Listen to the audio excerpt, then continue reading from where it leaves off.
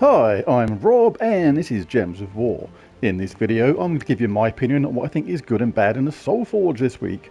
What's worth crafting and what's worth holding on to your hard-earned diamonds for. But first things first, every single week pop over to the shop and in the weekly event and take a look at the new troop. This one is War Machine. Alright, see what this does, a Sin of Mirage Epic. Deals magic plus 3 damage to an enemy boosted by skulls, and if the enemy is divine, deal triple damage. So obviously mainly designed to be fighting divines, otherwise it's not that fantastic. The traits deal a double skull damage versus divine, explode a skull at the start of battle, and stone skin reduce damage from skulls by 50%. So let's take a look at my first impression of this. Well, it's obviously good against divines, but apart from that, it's slightly mediocre. Yeah, unless you're fighting divines, that damage is not going to be that significant, but the deal double skull damage versus divine is going to be generally better than its spell. And explode a skull at the start of battle is only going to happen once, literally at the start of battle, not at the start of every turn, which is important. And reduce damage from skulls by 50% is fairly good, so this is quite good in first place. So overall, it's hard to rank really, because basically it depends upon how you fight with this thing. If it's against a non-divine team, it's a bit rubbish, and I would say 4 or 5 out of 10 max.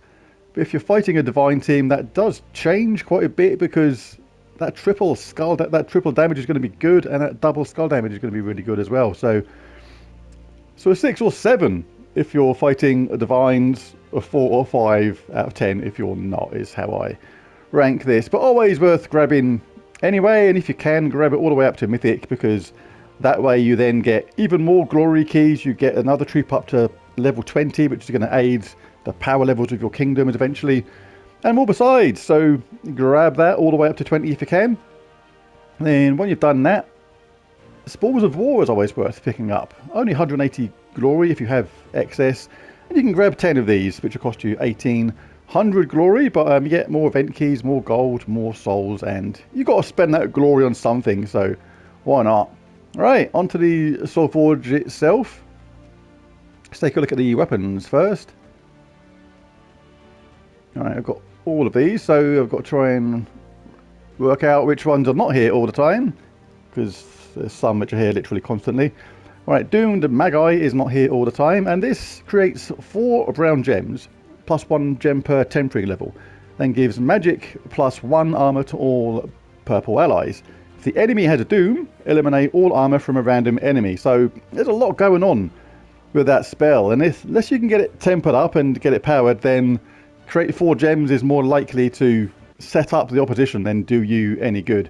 If you can get this tempered up to full power, then yep, that is going to create enough brown gems to help your team. But as it stands, it's not going to be that great on that creation of 4 brown gems. And the armor as well is only to purple allies, so this is only going to be good if you've got an all purple team, like on a purple Guild Wars day, for example. And then if the enemy has a Doom, eliminate all armor from a random enemy. So super situational, and not that great either, because I much prefer the doomed weapons that do damage, the ones that convert a certain colour gem to Doom Skulls, for example. They are literally 10 times better than something like this, so I would only craft this if it's one you haven't got yet and you have pretty much all the other weapons. It's not the sort of thing I would spend my gems on, really. Dustspring is here all the time. Keystone is not. Gain a barrier and then give a certain amount of life to an ally. Looks like magic plus 17. Then cleanse and enchant them. So that's actually not too bad. I remember as a newer player relying on this sort of weapon quite a lot. This, as a newer player, to me was something really handy. That was a lot of things to like about this sort of weapon. Getting a barrier is good. Giving life to an ally is good. Cleansing them and enchanting them. Really good.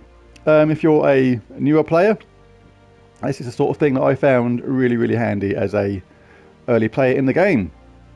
Scythe of Sin. Remove all red gems with no effect, so this is good for countering a team that relies on red because you're just taking all the red away. And then deal magic plus 5, it looks like, damage to an enemy boosted by gems removed. If the enemy is from Cinder Mirage, deal a double damage. So yeah, again, a bit situational. Have to be fighting enemies from Cinder Mirage to get that double effect of damage. And it's just a okay sort of weapon, nothing fantastic there. Deal damage to an enemy boosted by Sin of Mirage allies. This is Sickle of Sin. Then create a mix of 6 red and purple gems for each Sin of Mirage ally. So again, you need a team of Sin of Mirage allies to get this weapon to work effectively. And you need some red and purple allies there too, obviously, to benefit from that, because this weapon uses green and blue. So if you meet those requirements, that is a fairly decent weapon. Scythe McScytheface. Choose a colour, explode 4 gems of that colour, then deal a damage to all enemies of that colour.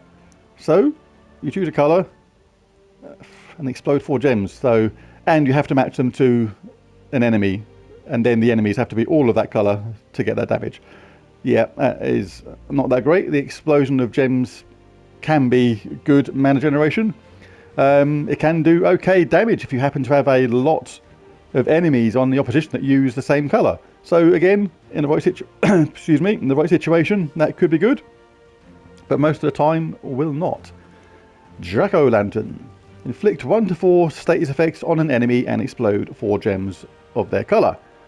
So if you get all 4 status effects and they're good ones, that can be really good. If you get 1 status effect and it's really bad, it's going to be rubbish. So pure luck on whether that is any good or not. Just not my cup of tea, those kind of weapons. I like to deal in absolutes more than anything. I prefer to know something's going to happen rather than something that might, if that makes any sense. Doomed crossbow. Now we're talking. Deal damage to all enemies +1 per tempering level. Then transform blue gems to doom skulls. And if the enemy has a doom, create 5 more. Gain 3 mana for each red enemy. The cool thing for this is, even though it sounds a little bit situational, it isn't really. If the enemy has a doom, create 5 more is literally a bonus. If you get the board lineup, so those blue gems match the doom skulls in a 4 match, you're going to do a load of damage and get an extra turn as well. You can clearly see if this spell is going to work before you cast it or not. There's no randomness about it. You can pair this with other teams, other allies that create blue to get more of that match and things like that. It's a really good weapon. These are my absolute favourite type of Doom weapons, and I love this one. Really cool. So this is absolutely worth crafting if you have the diamonds. Really good, that weapon. Absolutely love that. And that is the last one. That is the last ones of them. Who do we have in the troops this week? Not doing the ones that are here all the time again, because they're in previous Soulforge videos, but we have Lord of Slaughter, Obestralis. Why do you have to turn up now when I haven't got enough diamonds? And Draculus. Anyway, going from the bottom and working up, you misses. Lord of Slaughter creates 6 brown gems, then converts all brown gems to doom skulls, then inflict 1 to 2 bleeds and 1 to 2 death marks on random enemies. So really, really good spell, especially when you combine it with that 3rd trait. 100% chance to ignore armor with skull damage is absolutely superb. Effectively becomes true damage. And then also you can actually see when this is going to work again or not. Like because you're going to create 6 brown gems, that is a bonus. But the brown gems that are there, you can actually see if you're going to convert brown gems to doom skulls and get a match before you cast that. And even if you don't, if there's a reasonable amount of brown there, there's a very high chance that that will work. So, very good troop, super aggressive on an attack team, but surprisingly easy to shut down, I would say, on a defense team, because obviously something like Entangle on the first troop makes skull damage pretty much unimportant, but these are doom skulls, so they will do some damage of some sort. But absolutely superb troop, and very, very aggressive on an attack team. Do like the Lord of Slaughter. Astralis! I've been waiting for this, and I think I crafted something quite recently, which I didn't actually need. And this is a really good tip for newer players. And considering I've been playing this game a while now, it was a really stupid thing to do. I think I crafted something I didn't actually particularly need. It was like non-essential weapon or a non-essential troop, which I'm not going to use. I just didn't have it. And it was one of the ones that was on a kingdom that basically meant I went on to the next stage in that kingdom. It was the only one I was missing, sort of thing, on the power levels or whatever it is. And that's the only reason I crafted it. And I wish I hadn't now, because now Mystralis is here. And I really need her because she's absolutely awesome. Deals splash damage to 1 to 4 random enemies, jumbles the board, and gains an extra turn. So it's a really damaging spell. Really handy to have that extra turn. As well as that, a fantastic third trait, enchant all allies on 4 or 5 gem matches. She's elemental and fey, works in a superb amount of different teams, really good on Guild Wars. Damn, Mystralis, why do you have to be here right now? I will get you another time. Sooner! It's just not that great.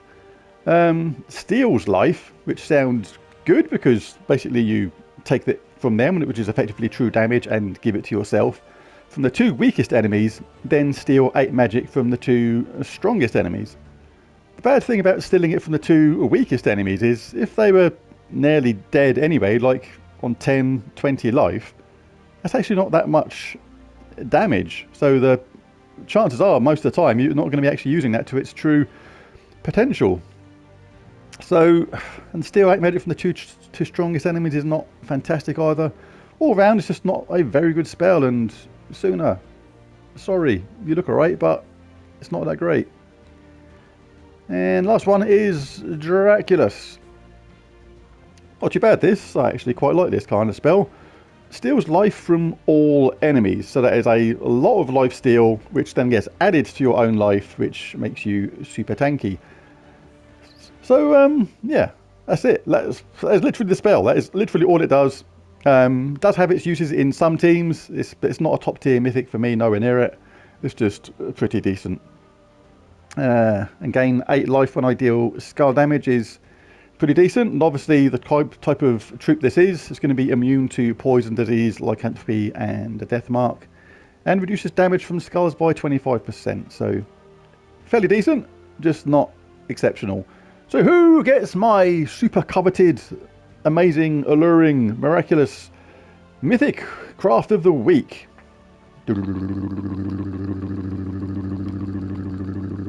It's Sooner. No, it's not. It's Mystralis. Mystralis absolutely gets it. Still don't have this troop, but I know as an experienced player how good this kind of thing is.